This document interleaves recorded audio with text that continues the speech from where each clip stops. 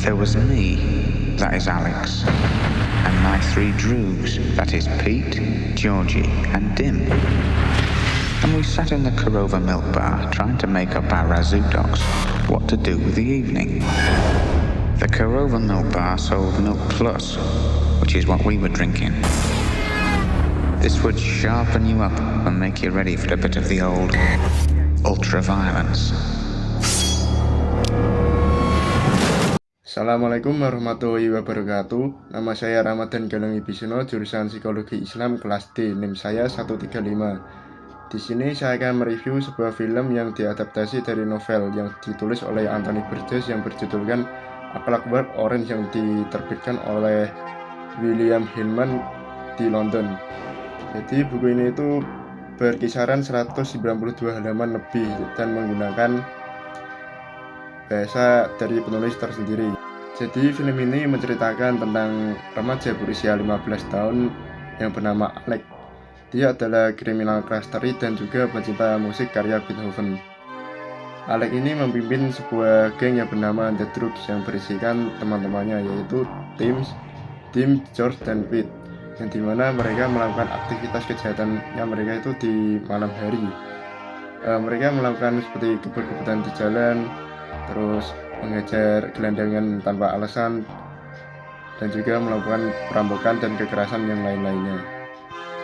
Alex sebenarnya itu dibenci oleh teman-temannya sendiri dikarenakan memiliki sifatnya karismatik dan lebih dominan daripada teman-temannya, dan juga dia itu memiliki sifat sosiopat yang dimana hal tersebut dia sering melakukan kekerasannya kepada temannya sendiri. Pada suatu hari Alex dan teman-temannya itu merencanakan sebuah perampokan di rumah pecinta kucing, dan dimana Alex dan teman-teman itu menyetujui dari usulan temannya. Kemudian mereka pun berangkat ke rumah tersebut. Setelah sampai rumah tersebut, Alex pun memaksa masuk ke rumah tersebut dan terjadilah baku hantam antara si Alex dan pecinta kucing tersebut. Dan secara tidak sengaja Alex itu membunuh sang pecinta kucing tersebut. Alex pun panik dan kemudian dia pun mengajak teman-temannya untuk pergi. Tanpa disadari Alex itu dikhianati oleh teman-temannya sendiri dengan cara dipukul menggunakan botol susu yang berisikan alkohol. Alex pun tidak bisa melihat dan tidak bisa berbuat apa-apa. Alex pun ditangkap polisi dan dijatuhi hukum yang lumayan berat. Suatu hari di penjara itu ada sebuah tawaran dari sebuah organisasi pemerintah yang ingin melakukan eksperimen yang bernamakan Ludovico Technique Way, yang dimana eksperimen ini untuk mencoba menghilangkan sifat-sifat kriminal dari manusia. Alex pun dipilih dari organisasi tersebut karena Alex itu masih berusia sangat muda. Alex pun dibawa ke tempat eksperimen dan diberikan sebuah pelayanan khusus. Jadi eksperimen tersebut itu mekanismenya itu Alex itu diikat di kursi yang dimana dia itu tidak bisa bergerak. Jadi dia itu benar-benar diikat, dan juga dia dipasangi sebuah helm yang dimana itu membuka mata si Alex agar tetap melek dan tidak bisa berkedip, dan juga dia itu dikasih sebuah obat tetes mata agar matanya itu tidak kering. Alex pun dalam kondisi tersebut dipertontonkan oleh sebuah dokumenter zaman dahulu yang berisikan kekerasan dan kebrutalan di masa tersebut. Awalnya Alex itu merasa biasa-biasa saja, yang dimana lama-kelamaan Alex itu merasakan sebuah gangguan psikologis yang dimana Alex itu merasakan sakit yang luar biasa. Eksperimen tersebut itu berlangsung selama 1 hari itu 2 kali sehari, yang dimana itu dari sesi pagi dan sesi sore.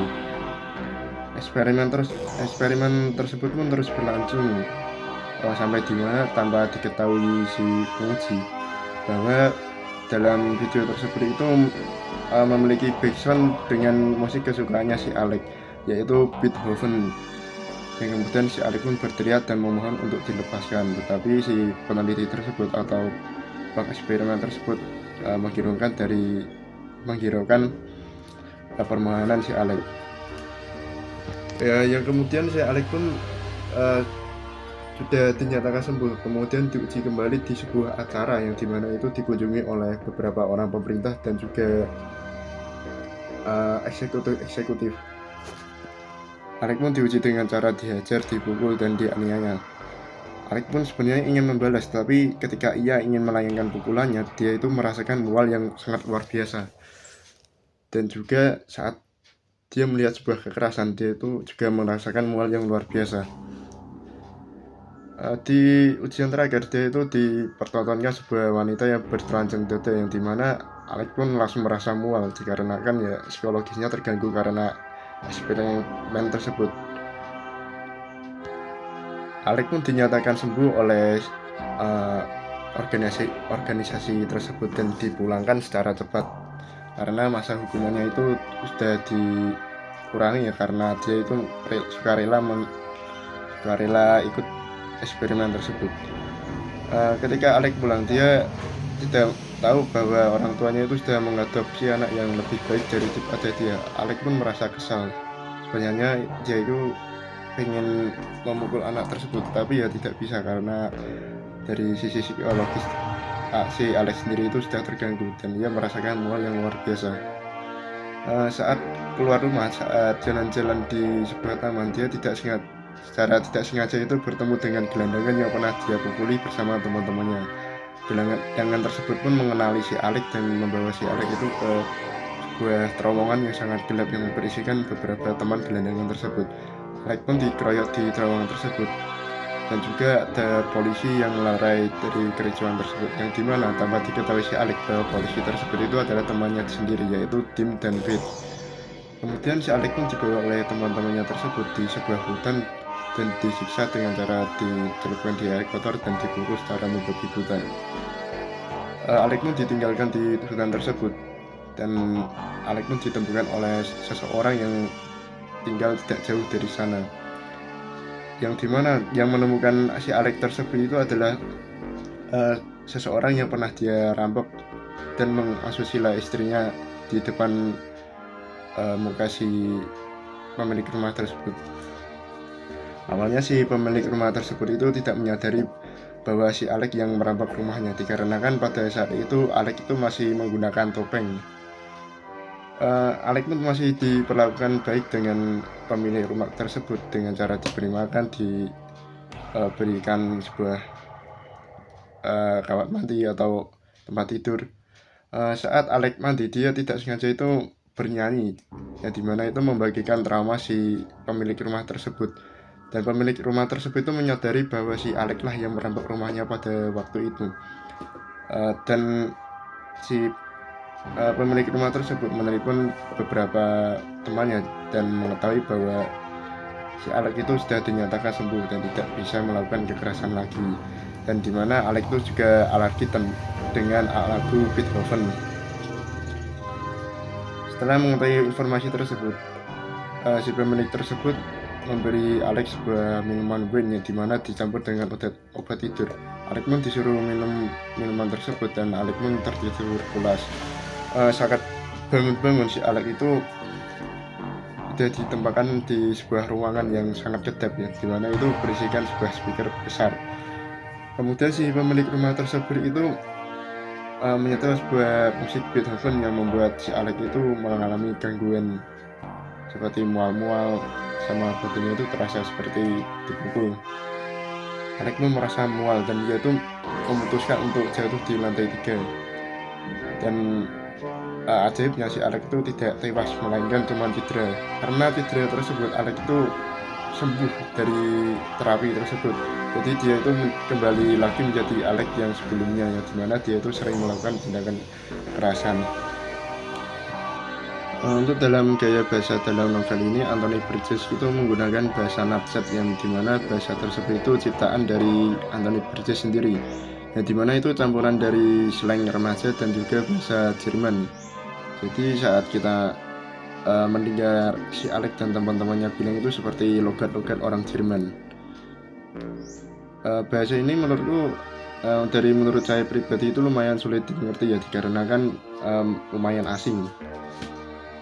Untuk kelebihan dari buku ini itu menyajikan isu psikologis dan filsafat, yang dimana tentang kebebasan manusia menjadi dirinya sendiri, dan juga dari kelebihan ini atau keunikan dari buku ini itu menggunakan bahasa narsat, yang dimana membuat dari buku atau film ini itu menarik.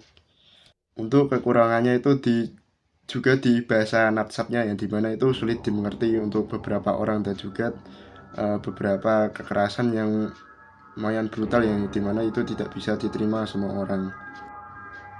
Buku ini itu sangat cocok buat orang-orang yang suka dengan filsafat, psikologi, sastra, dan beberapa lainnya.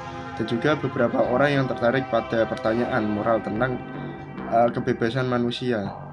Dalam novel ini itu menantang pembaca untuk merenung apakah lebih baik menjadi jahat tetapi bebas, atau menjadi baik tetapi dipaksa. Dan juga saya merasa novel ini itu cukup menarik di isu psikologi, yang dimana itu tentang kebebasan individu serta etika dan moral manusia dalam psikologi. Dalam isu psikologi ini mencakup di psikologi behaviorisme, relevan dengan eksperimen Ludovico Technique, yang dimana perilaku dikondisikan melalui asosiasi stimulus rangsangan. Namun teori humanistik menekankan bahwa manusia harus diperlakukan dengan kebebasan dan pilihan untuk berkembang secara sehat. Dalam teori Al-Quran yang dijelaskan pada surat Al-Ihsan ayat 3, sesungguhnya kami telah menunjukkan jalan yang lurus, ada yang bersyukur dan ada pula yang kafir. Ayat ini menegaskan bahwa manusia diberi kebebasan memilih jalan hidupnya sendiri. Sekian dari review saya. Apabila ada kesalahan kata atau kesalahan yang lain mohon dimaafkan. Wassalamualaikum warahmatullahi wabarakatuh.